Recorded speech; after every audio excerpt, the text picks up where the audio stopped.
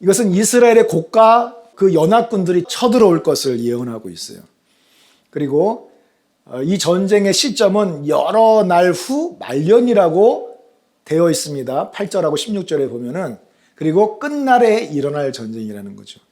자, 그리고 이스라엘이 평안히 거하는 중에 일어나는 전쟁입니다. 8절, 11절, 14절에 그렇게 되어 있어요. 중요한 건 무엇입니까? 곡과 연합군이 쳐들어오는 것이고, 또 하나는 것은 이 예언은 말년, 끝날에 일어날 것이고, 또한 이스라엘이 어떤 상태? 평안한 상태에서 일어나는 전쟁이라는 거예요. 끝날, 말년이라고 하면 지금도 끝날이고 말년이고 말세요. 그러니까 주님 오신 이후로 지금은 말세라고 합니다. 마지막 때라고 해요. 그러나 그 마지막 때 중에서 말세 지말이라는 것은 우리 기독교인들의 공통적인 그런 생각이라고 볼 수가 있어요. 그런데 중요한 것은 이스라엘이 평안히 거할 때 일어나는 전쟁이기 때문에 지금 이스라엘과 하마스 그 전쟁이 이스라엘이 평안할 때 일어난 전쟁이었느냐 생각을 하면 그건 아니잖아요. 그렇죠?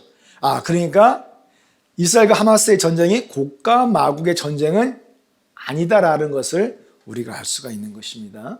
자, 계시록 20장 8절에 보면은 나와서 땅에 사방 백성 곧 곡과 마곡을 미혹하고 모아서 그 싸움을 붙이려니 그 수가 바다 모래 같으니라. 계시록 20장은 어떤 전쟁을 말하는 거예요? 곡과 마곡의 전쟁이에요. 마지막 때 정말 말세 지말 중에 그 끝을 말하는 거예요. 천년 왕국이 다 끝나고 나서 일어나는 그 전쟁이 곡과 마곡의 전쟁이에요. 그런데 그 전쟁은 곡과 마곡 그 전쟁은 무슨 전쟁이라고 해요? 그 싸움이라고 그래요. 근데 그 싸움은 폴레모스 전쟁이에요. 그 전쟁이라고 해요. 그 전쟁. 근데 그가 한글 성경에 생략되어 있어요. 생략되어 있어요. 그 전쟁이에요. 그 전쟁. 그러면 사도 요한이 반모섬에서 이 계시록을 보면서 곡과 마곡의 전쟁을 축약시켜서 간단하게 말씀을 기록을 하고 있는데 곡과 마곡의 전쟁을 그 전쟁이라고 하는 거예요. 그 전쟁. 그 전쟁이라고 하면 이 사도 요한의 생각 속에 어떤 전쟁을 염두에 두고 있는 거예요? 계시록 38장 39장에 나와 있는 곡과 마곡의 전쟁을 염두에 두고 그 전쟁을 말하고 있는 거예요. 자, 어떻게 알 수 있느냐? 이 싸움이 폴레모스 전쟁인데 복수의 단수예요? 단수라는 거예요. 곡과 마곡의 전쟁은 단수면은 여러 차례에 걸쳐서 두 차례, 세 차례 여러 차례에 걸쳐서 일어나는 전쟁을 말하는 것입니까? 아니면 단 하나의 전쟁을 말하는 것입니까? 곡과 마곡의 전쟁은 단 하나, 단수예요. 단 하나의 전쟁, 바로 그 전쟁을 말하는데 그 전쟁은 에스겔서 38장, 39장에 기록된 바로 그 곡과 마곡의 전쟁을 말하고 있는 거예요.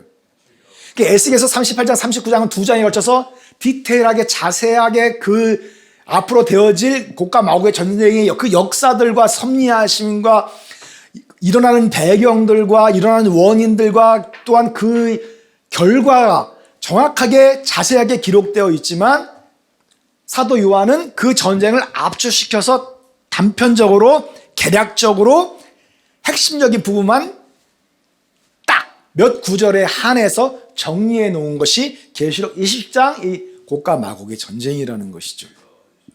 그러니까 곡과 마곡의 전쟁은 두 차례 일어난다.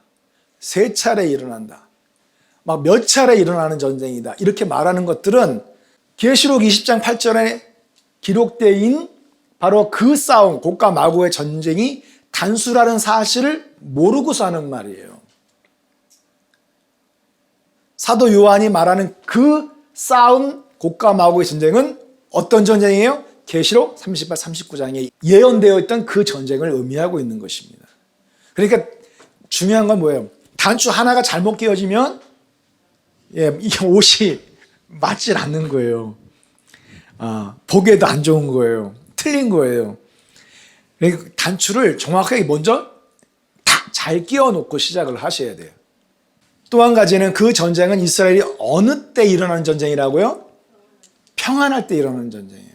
자, 지금 일어나는 이스라엘과 하마스 이 전쟁은 이스라엘이 평안할 때 일어나는 전쟁이 아니잖아요. 그렇죠?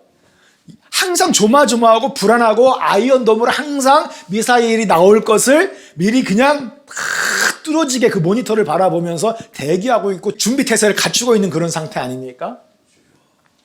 자, 그런데 여기서 보면은 평안한 중에 일어나는 전쟁이고 여러 날 후 그 말년이니까 천년 왕국 끝에 일어나는 전쟁이라는 것을 알 수 있어요. 자, 그리고 자 보세요. 성벽도 없고 문이나 빗장이 없어도 염려 없이 편안하게 거하는 그 시대에 일어나는 전쟁이에요. 이스라엘이 평안히 거하는 날이라고 그래요. 그리고 끝날에 일어나는 전쟁이라고 하는 것입니다. 자, 끝날에 성벽도 없고 문이나 빗장도 없어요. 이스라엘에 이런 것이 없어요. 성벽, 문, 빗장이 없어요. 이런 것이 없어도 평안할 정도예요. 천년 왕국 말고 이스라엘이 평안히 거할 때가 어디 있었습니까? 여러분, 여기 지금 이스라엘과 하마스를 가로지르는 그 경계가 8m예요. 8m 장벽이 서 있어요. 성벽과 같은 것입니다, 지금.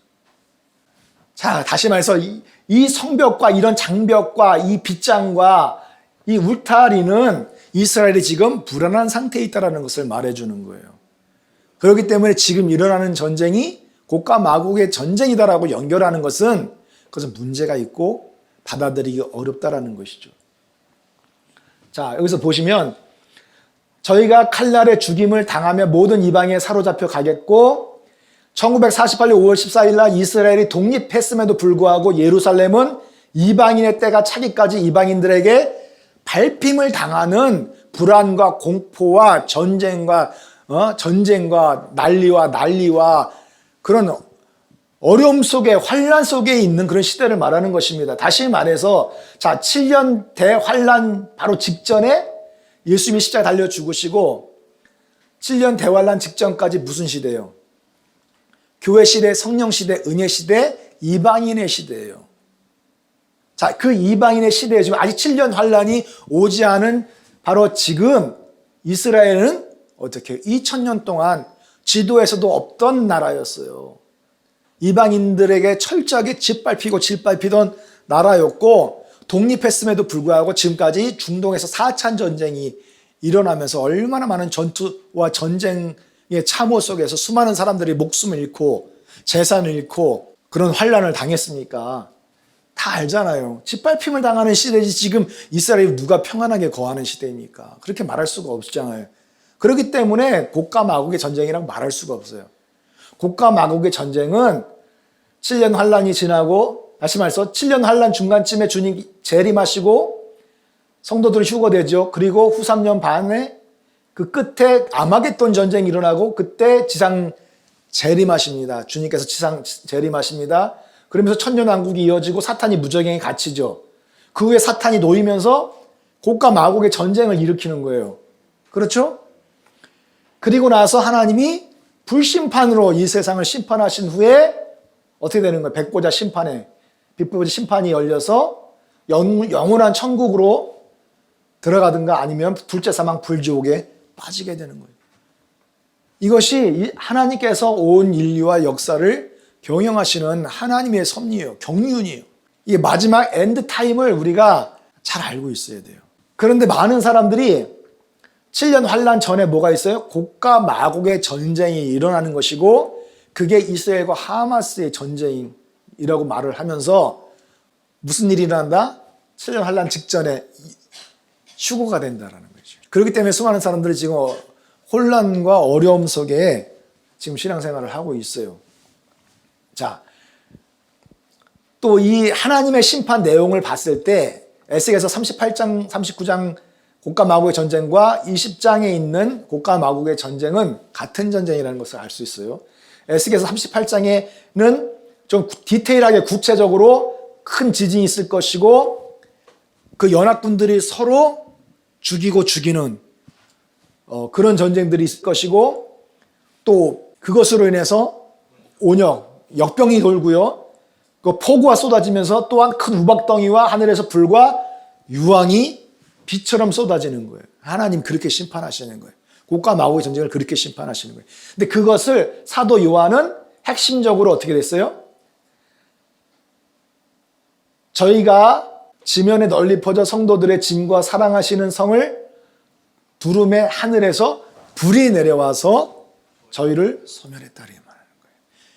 그러니까 이 초자연적인 하나님의 심판의 그 결국은 불과 유황으로 하늘에서 불비를 쏟아내리시는 그 심판이에요.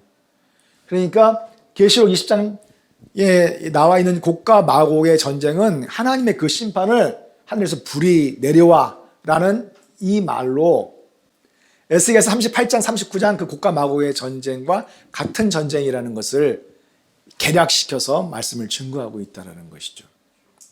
자, 근데 사람들은 의심을 해요. 마지막에 곡과 마곡의 전쟁을 의심을 합니다. 왜냐하면 그 성경에 보면은 7년 전쟁 후에 정리하는 시간 7개월이 필요하고 7개월, 그러니까 시체를 막 불에 태우고 하는 정리하는 시간이에요. 그리고 뭐 무기들을 또 불에 태운다라는 말이 있어요. 7년이 필요한데 천년 왕국이 차면 곧바로 새하늘과 새 땅으로 들어가기 때문에 에스겔서 38장 39절 전쟁은 천년 왕국 끝에 일어나는 전쟁이 아니다 그렇게 얘기하는 거예요. 지금 일어나는 전쟁이라는 거예요. 지금 일어나는 전쟁.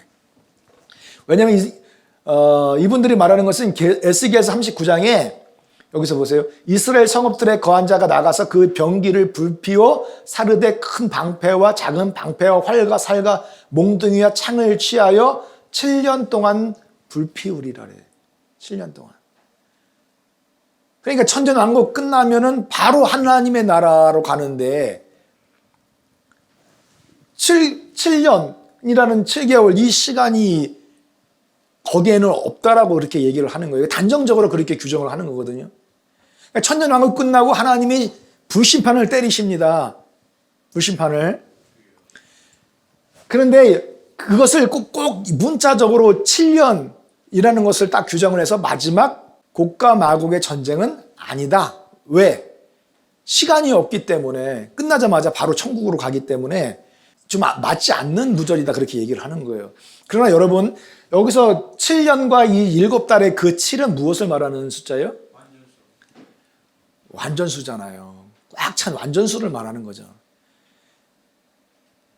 그러니까 곡과 마곡의 전쟁 가운데 모였던 수많은 곡과 마곡과 같이 연합된 그 연합국들을 하나님께서 불로 심판을 하시는데 그들의 패배가 완전하고 철저하다라는 것을 이 7이라는 숫자를 통해서 표현해 주는 거예요. 천년 왕국 끝나고 꼭 시체 치우는 기간 7년과 장비 태우는 기간, 장비 정리하는 기간 7년이 꼭 필요하다라고 말을 하는 것이 아니라 그것이 꼭 있을 거라는 것을 말하는 것이 아니라 저들의 대한 하나님의 심판이 완전하고 철저했다는 것을 7년을 통해서 말씀을 하고 있는 것이죠. 그리고 혹여라도 이거 문자적으로 7년이라 할지라도 그 7년 후에 하나님이 이 세상을 불심판하시고 천국으로 우리를 다 데리고 가실 수도 있는 거잖아요. 그렇죠? 백보자 심판 가운데로 다 데리고 가실 수도 있는 거잖아요. 그러니까 이게 물질적이든 아니면 영적이든 상징적인 숫자이든 간에 그 의미를 생각해 볼 때 이것이 마지막 때 천년왕국 후에 일어나는 곡과 마곡의 전쟁이 아니다라고 이렇게 규정할 수 있는 단정할 수 있는 그런 구절은 아닌 거예요. 자, 여러분 여기서 보세요. 그래서 사람들이 이런 말씀들을 가지고 기록된 문자적인 그런 내용들을 가지고 자의적인 해석을 하는 거예요. 그러면 이 7년을 문자적인 그런 7년이라고 가정을 하면 몽둥이, 창, 활과 살 이것을 태우는데 7년 동안 아니 여러분 몽둥이, 찰 이런 거 태우는데 7년씩이나 걸립니까? 그리고 마지막 때 일어나는 그 전쟁 가운데 요즘 전쟁이 몽둥이 가지고 창 가지고 싸워요? 뭐 화살 가지고 싸우는 시대입니까? 그럼 7년이라는 것을 문자적으로 보면 다 문자적으로 해석을 해야 되는 거 아니에요. 그건 많지 않는 거예요. 그렇기 때문에 이스라엘과 하마스 전쟁을 곡과 마곡의 전쟁으로 딱 꿰어 맞춰서 지금 이 전쟁 후에 바로 휴거가 될 것이고 7년 대환란이 시작된다. 이렇게 말씀하시는 분들이 많더라고요. 이 말씀 생각하면 사람들 어떤 생각이 들어요, 여러분들은? 이제 휴거될 수 있겠구나 하고 감사한 생각이 듭니까? 아니면 내가 이렇게 신앙생활을 했는데 휴거되지 못하고 남아있으면 어떻게 되지? 7년 환란 동안 들어가가지고 이건 뭐 그냥 개죽음 당하는 거 아니야? 막 살까 막 다 껍데기 벗겨지고 막 그냥 그냥 사자에 밥 되는 거 아니야? 막 찢겨 죽이는 거 아니야? 날 거운하고 이런 거 생각하면 막 공포가 속에서 막 밀려 나오고 이거 어디로 도망가야 되냐? 이거 산으로 숨어야 되나? 이거 땅 속으로 들어가 숨어야 되나? 이거 방공호 파야 되는 거 아니야? 굴 파야 되겠어. 이거 삽자루 들고 어느 산으로 들어가야 되나? 뒷산으로 들어가야 되나? 아니면은 저 강원도의 깊은 산골로 들어가야 되나? 아니면 이거 섬으로 가는 게 훨씬 더 안전하지 않을까? 섬으로 가든가. 아니면 남들이 보지 않는 사람들이 다 오지나 그런 들로 숨어 들어가야 되는 거 아닌가? 그냥 사람들 막 그런 생각들, 오만 가지 생각들을 하고 집으로 숨어야 되겠다. 이제 교회를 떠나서 집으로 숨어야 되겠다는 사람들. 아니면 그때까지는 일단 집을 새로 지을 때 땅을 깊게 파가지고 그 위에다 집을 지어서 은폐시켜야 되겠다. 이 별의별 생각들이 다 들지 않겠습니까? 어떤 사람들은 막 로키 산맥 막 이런데 사람들이 닿지 않고 찾지 않고 하는 그런 산맥으로 들어가서 지금 막 집을 지어놓고 거기서 이렇게 사는 사람들, 수많은 사람들이 그렇게 사는 사람들도 있어요. 불안하지 않습니까, 여러분들? 이거 한국은 땅이 조그마가지고 이거 숨을 데가 없는데 여러분 어디로 숨으시겠습니까? 집 팔고 재산 정리하고 해서 비행기 타고 어느 나라로 가야지 안전할까? 여러분 그런 생각하고 있지 않습니까? 사람들이 말씀에 대해서 관심이 많고 유튜브 설교들을 들으면 그냥 불안해서 지금 어떻게 이 문제들을 해결할까? 우왕좌왕하고 막 흔들리고 막 지금 막 가슴이 벌렁벌렁 할 거예요. 여러분 여기서 우리가 좀 생각해 보겠습니다. 마곡, 곡과 마곡의 전쟁에 대해서 한번 생각해 보겠습니다. 자, 이들의 정체성을 우리가 생각해야 돼요. 마곡 보니까 마곡은 야벳의 아들이에요. 근데 이 마곡이 거주하던 땅은 흑해와 카스피의 중간에 거주하던 땅이에요. 그리고 요세푸스는 이 마곡을 마고기테스라고 했는데 그리스인들은 그 마곡을 뭐라고 불렀냐면은 스키타인이라고 했어요. 근데 러시아인들은 자신들의 선조들이 누구라고 그래요? 스키타인이라고 해요. 예. 그러니까 흑해 카스피에 거주하다가 그 윗지방으로 더 올라가서 정착한 그 사람들이 옛날 고조할아버지 올라가면 그게 러시아인들의 그 선조들이 그렇게 정착하던 그런 땅이었다라고 그렇게 말을 하고 있는 것입니다.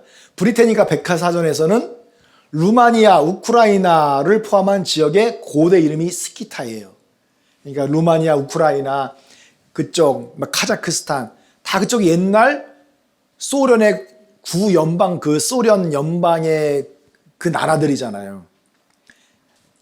그러니까 이 마곡은 소련 연방이 아닌가 이렇게 우리가 추정해 볼 수가 있어요.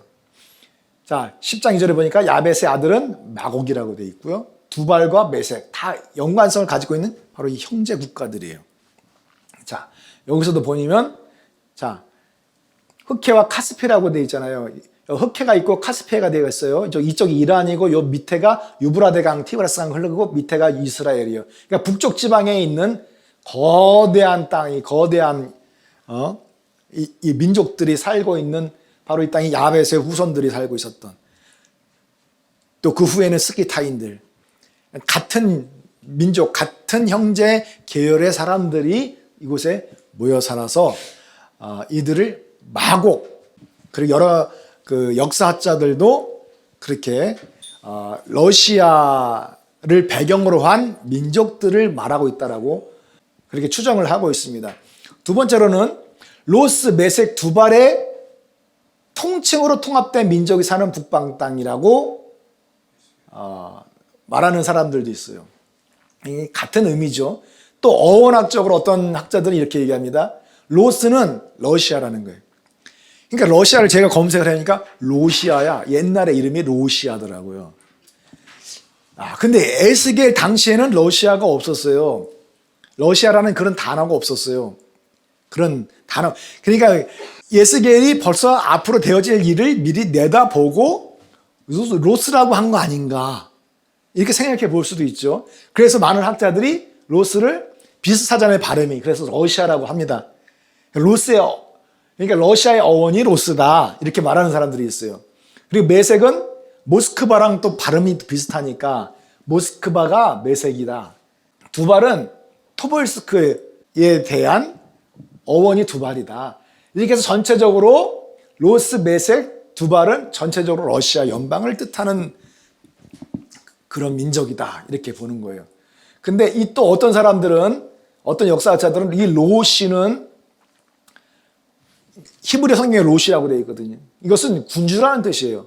그래서 메섹과 두발의 왕, 두발의 군주라는 말이다. 그런데 메섹과 두발은 소아시아 땅 지방에 있었던 그런 족속들이기 때문에 소아시아 지방은 오늘날의 튀르키예, 터키라고 불렸던 그 땅을 말하는 거예요. 그러니까 이 마곡은 러시아든가 아니면 어디라고요? 터키가 중심이 되는 그런 땅을 의미하고 있다라고 역사자들은 그렇게 규정을 했어요. 자, 다섯 번째, 헤로도토스라는 또 유명한 역사학자가 있는데 이 사람은 예수님 오시기 12세기에서 8세기 사이에 아수르 문헌에는 아나톨리아 출신의 종족들로 보는 거예요. 그들을. 그래서 이 아나톨리아는 오늘날의 터키예요. 터키예요. 근데 또 요세푸스라는 그 1세기 유대 학자가 있어요. 그 사람은 유대사에 이렇게 기록했어요. 흑해와 카스피해 북쪽의 광대한 아시아 지역, 그러니까 러시아, 우크라이나, 카자흐스탄 이런 고대 소련 연방으로 있었던 그 지역, 그 광활한 그 땅을 말한다. 이렇게 말해주고 있기 때문에 곡과 마곡은 러시아나 또한 이 터키 둘 중에 하나일 수 있고 그 땅의 황제가 왕이 되는 그런 사람을 중심으로 해서 연합국이 형성돼서 이스라엘을 침공한다라는 거예요. 자, 여기서 보면 그래서 이 그림도 여기서 보면 에스겔 38, 39장의 곡과 마곡의 전쟁을 이렇게 보면은 지역들도 다 좀 틀립니다. 특별히 도갈마는 어떤 사람들은 이 터키의 족속이고 어떤 사람들은 이쪽 요 아르메니아거든요. 여기가 흑해 카스피해가 있죠. 여기 흑해 카스피해가 있어요. 요 사이에 있는 저기 땅의 족속이 도갈마라고 하고요. 어떤 사람들은 또 이 고멜이죠. 고멜을 아르메니아라고 하고 또 여기는 어떤 사람들은 터키의 그 서방 터키 지역에 있는 족속이라고 말을 합니다. 그러니까 이게 사진들 이렇게 보니까 민족이 이렇게 나눠져 있었던 건지 이쪽에 일부, 이쪽에 일부로 나눠져 있었던 거지 아니면 학자들마다 조금씩 견해 차이가 좀 있더라고요. 그런데 중요한 거는 마곡은 저 위에 있어요. 저 위, 아르메니아 그 위쪽으로 이쪽 러시아라고 되어 있잖아요. 러시아. 그러죠? 그쪽으로 더 전진의 확장에 앞으로 나아가면서 이루어진 그 땅을 마곡 땅이라고 볼 수가 있죠. 자, 그리고 이렇게 이 연합국들이 오른쪽에는 이란이 있고 왼쪽에 리비아가 있어요. 리비아가 있고 구스라고 표현되는 이 에티오피아가 있어요. 그래서 마곡 그 마곡 땅에 오늘날로 보면 마곡 땅의 중심 그 족속들을 이제 지금 최고 통수권자가 누구예요? 푸틴이잖아요, 푸틴. 그러니까 푸틴이 또는 터키의 왕이 서로 연합해서 내려올 수도 있어요. 또 그들을 따르는 그 이슬람권 세력들이 함께 연합해서 동맹을 맺고 군사 동맹을 맺고 이스라엘을 칠 수도 있다라는 것입니다. 근데 실제로 보니까 2022년 7월에 작년 7월 20일 날 보니까 바이든이 이제 중동에서 군사들을 이제 물리자마자 푸틴과 이란과 터키가 반미 동맹을 맺어요. 그죠? 푸틴 여기 있죠? 그리고 여기가 터키 에르도안입니다. 그리고 지금 이쪽은 이란 누구예요, 여기? 셰드 에브라임 라이시 이란 대통령이라고 되어 있네요. 반미 동맹을 지금 맺고 군사 동맹이고 경제 동맹이야 다를 바가 없어요. 그러니까 이들이 연합해서 내려올 수가 있어요. 자, 그런데 여기서 보면 곡이라고 되어 있잖아요. 곡과 마곡의 전쟁이잖아요. 그러니까 이 곡은 이 마곡 땅을 다스리는 북방 왕이다. 그게 많은 신학자들의 어떤 견해예요. 많은 신학자들의 견해. 그게 일부의 견해인데 견해가 이제 이렇게 세 가지로 나눠 볼 수가 있어요. 마곡 땅을 다스리는 북방 왕, 다시 말해서 러시아를 통치하는 왕이라든가 아니면 터키를 통치하는 왕으로 생각을 하는 거예요. 또 한 부류의 신학자들과 목회자들은 이렇게 생각을 해요. 특정 대상이 아니라는 거예요. 이 곡은 특정 대상이 아니에요. 러시아, 푸틴이나 이런 에르도안 이런 특정한 사람이 아니라 하나님의 백성을 대적하는 악한 세력을 통칭해서 그렇게 부르는 거다 이렇게 말을 해요. 또 이것은 이렇게 예표합니다. 앞으로 미래에 있어서 그리스도인들을 괴롭힐 적그리스도의 무리들을 말하는 것이지 이것은 어떤 특정한 러시아나 터키 어떤 이런 왕들을 의미하는 것이 아니다. 이렇게 말하는 사람들이 있어요. 그러니까 여러 사람들이 이렇게 다양한 견해들을 가지고 있어요. 그리고 어쨌든 이 곡의 지휘를 받는 연합국이 있어요. 바사, 구스, 붓, 고멜, 도갈마라고 되어 있거든요. 바사는 이란이고 구스는 에티오피아, 붓은 리비아. 자, 고멜은 흑해와 카스피의 중간에 그 아르메니아라고 하는 사람들이 있고요. 도갈마는 고멜의 아들이면서 터키 지방의 족속이든가 아니면 아르메니아 족속 중에 한 일부다라고 말하는 사람들이 있어요. 자, 그러니까 이스라엘 중심으로 볼 때 북방에 있는 또 동방에 있는 또 남방 서방에 있는 이 국가들이 대부분 99%가 거의 뭐예요? 이슬람권들이란 말이에요. 이슬람권. 그 위에는 공산권과 이슬람권이 힘을 합쳐서 이스라엘을 치려고 한다라는 거예요. 치려고 한다. 이게 바로 곡과 마곡의 전쟁이다. 이렇게 말하는 사람들이 굉장히 많이 있어요.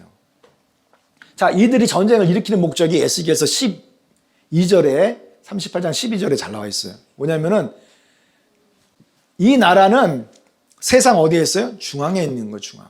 그러니까 이스라엘 중앙에서 세상 중앙. 그래서 이 왼쪽으로는 유럽으로 가고 오른쪽으로는 아시아로 가고 아래로는 아프리카로 갑니다. 그러니까 3대륙을 연결하는 교통의 요충지예요.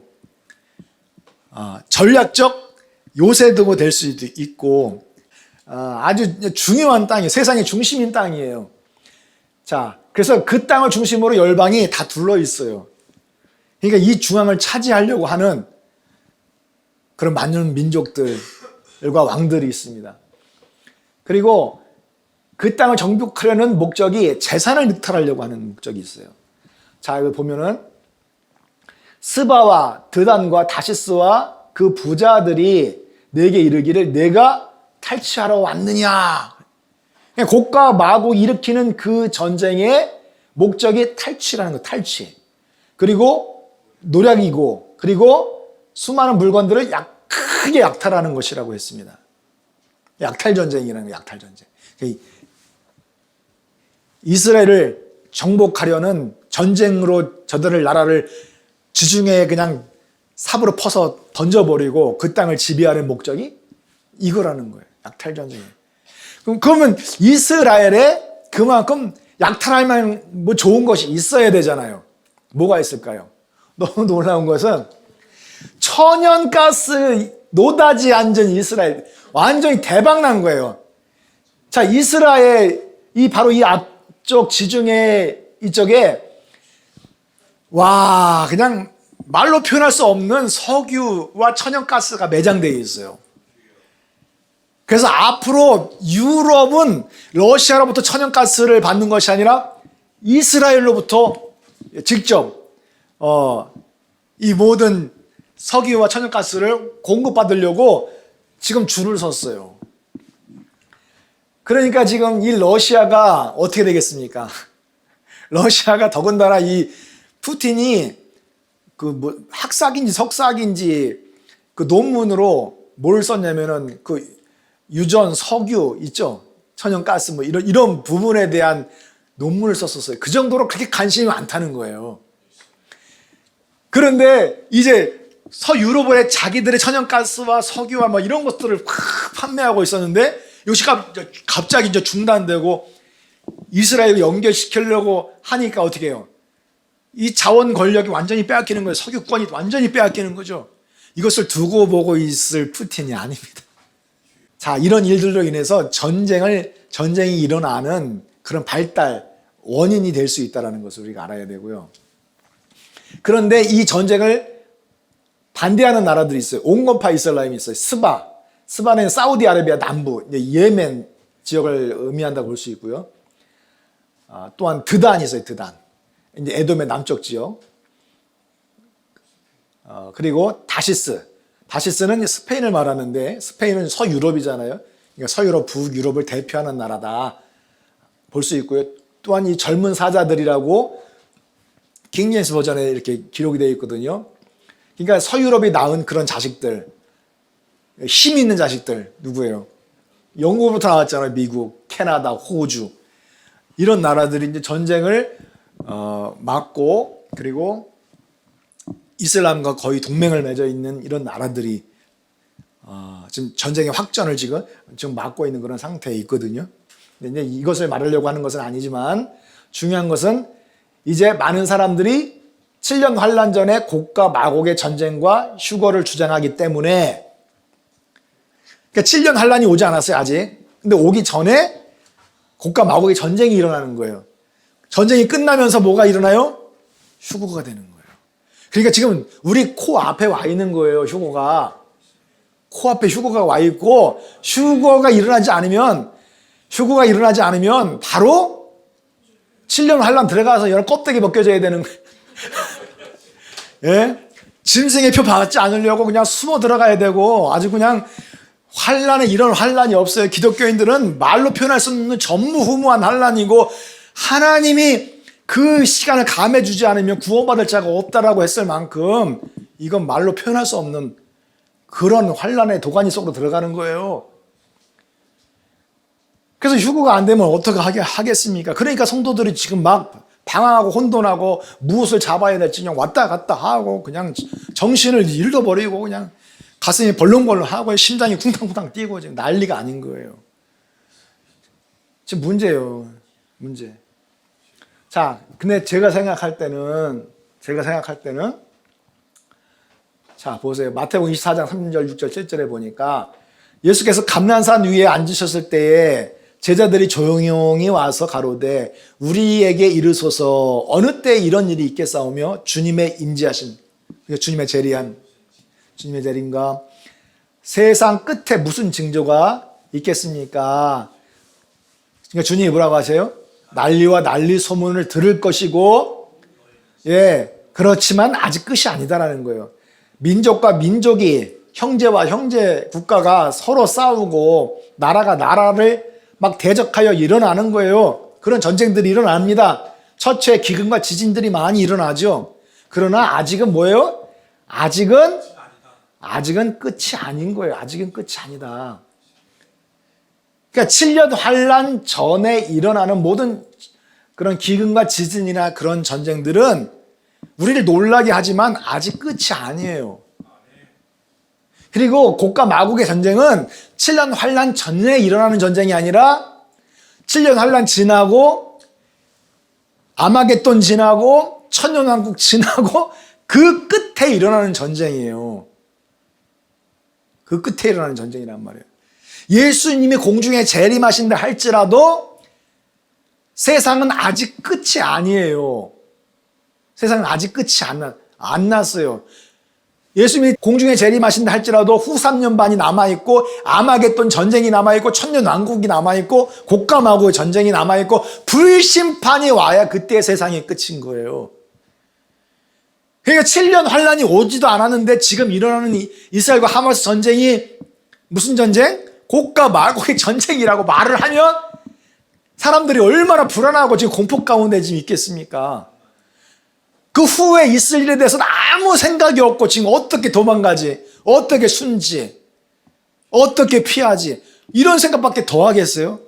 재산을 어떻게 정리하지? 나 회사 언제 사표 쓸까? 예? 내가 내 가족들을 누굴 데리고 가지? 이런 생각들을 하게 되지 않습니까? 자, 그런데 여기 보세요. 여기 보시면 아시겠지만 7년 환란 전에 일어나는 그런 중동 전쟁은 여러 전쟁들 중에 하나예요.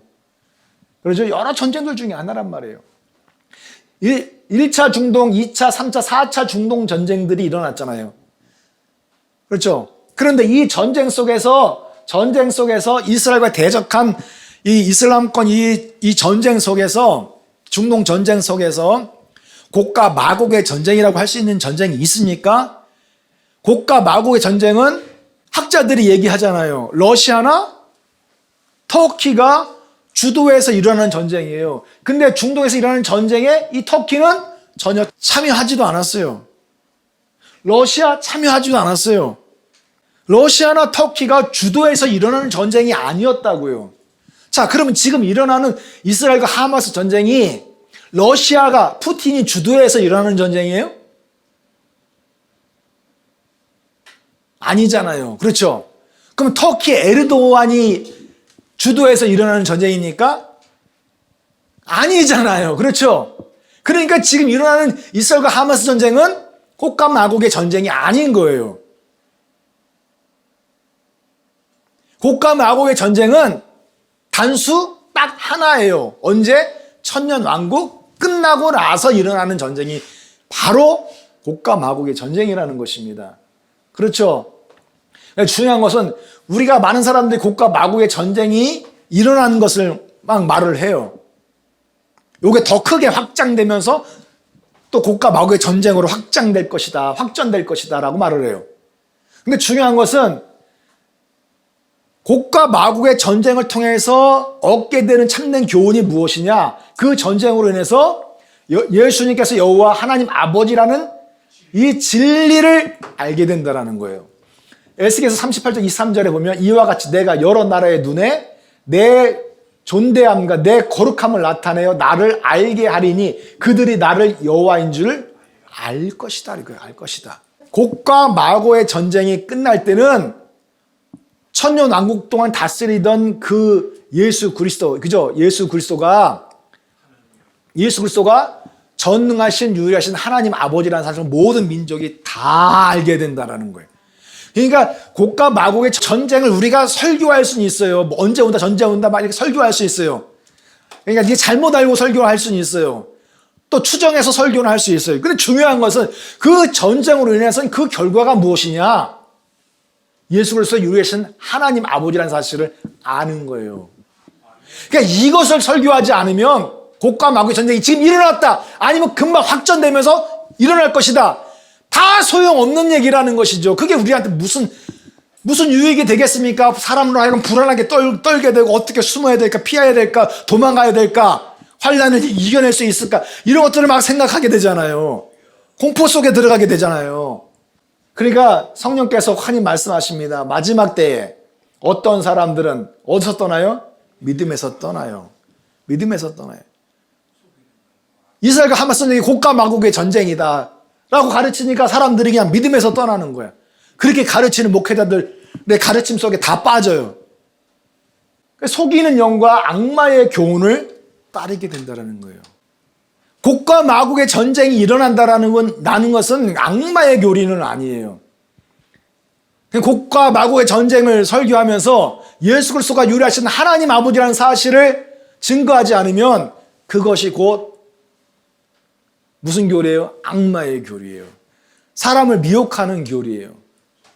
성경에 분명 곡과 마곡의 전쟁은 그 싸움은 단수라고 기록을 했는데 2번 일어나고 3번 일어나고 막 몇 차례씩 일어나는 전쟁이다. 이렇게 말을 하는 것은 잘못된 미혹이에요. 그러니까 수많은 청년들과 하나님의 말씀에 관심이 있고 영계에 대해서 궁금한 호기심이 있는 많은 성도들이 이런 유튜브를 통해서 복음을 떠나요. 잘못된 교리를 붙잡아요. 미혹에 빠져요. 유일하신 하나님을 떠나요. 그러면 우리에게 무슨 유익이 있어요? 그게 우리의 구원과 무슨 관련이 있어요? 그래서 사랑하는 성도 여러분, 오늘 말씀을 통해서 곡과 마고의 전쟁을 이제 확실하게 좀, 이게 완전하진 않아요. 그러니까 사람이기 때문에 완전하진 않아요. 그러나 가능하면 성경을 분별을 하면서 이렇게까지 전할 수밖에 없는 거예요. 그런데 이것이 앞으로 시간이 더 가면 갈수록 계시는 더 열릴 것이고, 숨겨졌던 것은 다 밝히 드러날 것이고, 또 지금 일어난 것에 대해서 성경적으로 비춰가면서 더 확실해질 거예요. 할렐루야. 그러면서 우리는 하나님 앞으로 나아가는 것입니다. 그러니까 지금 그런 영상들이 많이 올라와 있다고 해서 두려워하지 마세요. 아멘. 흔들리지 마세요. 아멘. 우리는 오직 뭘 붙들어야 돼요? 믿음을 붙들어야 돼요. 무슨 믿음? 우리는 하나의 믿음을 가지고 있는 사람들입니다.